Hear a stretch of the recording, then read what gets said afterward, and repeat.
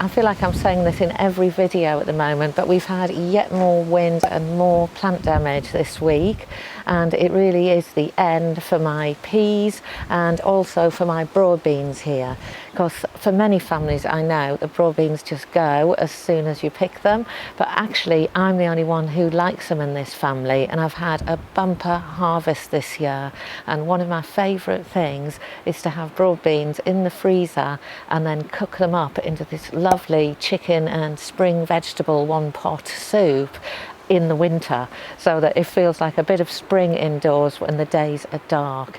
So for that I need to make sure that I freeze my broad beans properly so they last more than a few weeks and they still have that really lovely fresh green feeling into the winter time. So let's do it. Let's get the rest of them harvested.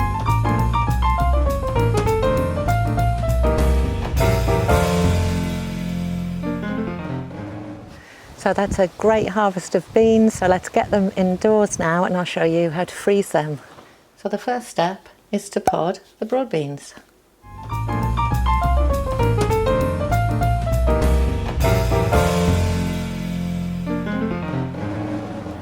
So now the beans are all podded and we're going to blanch them.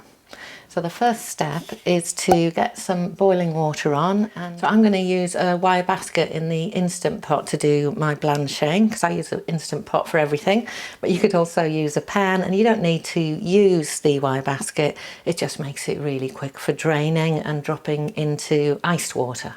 So we've now got enough water in the Instant Pot to cover the beans when we put them in there, so now I'll just click saute and get that water to the boil. And while the water's boiling, we'll get ready a big bowl and add some ice to it. So we've got some very cold water by the time the beans are blanched.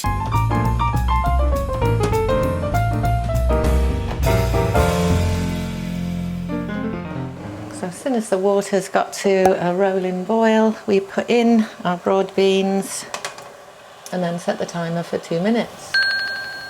And then as soon as the timer's done, you take out the beans, being careful not to burn yourself. Just let them drain off the main hot water, and then straight into the iced water to stop them cooking for another 2 minutes. So now the broad beans are drained, and we'll put them onto a clean tea towel just to take off the moisture. Let's get rid of those ice cubes. What I meant to do was leave the broad beans in the wire basket within the iced water, but I forgot. That's what it's like filming. You lose all common sense. So that's the broad beans onto the tea towel, and then we'll just fold the tea towel over and give them a pat dry.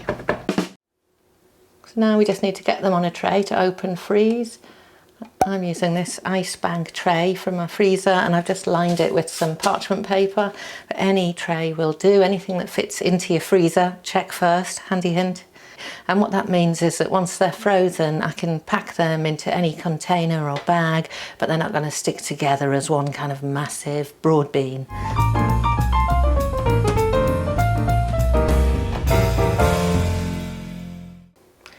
So there's our broad beans, all ready to go in the freezer.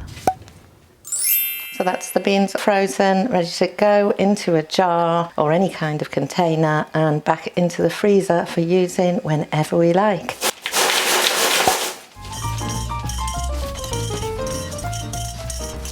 And then we'll do the same to the rest, and back into the freezer they go. So that's the broad beans all blanched and frozen, and now all I've got to do is to decide what to put in the space I've just made in the raised beds. What do you think?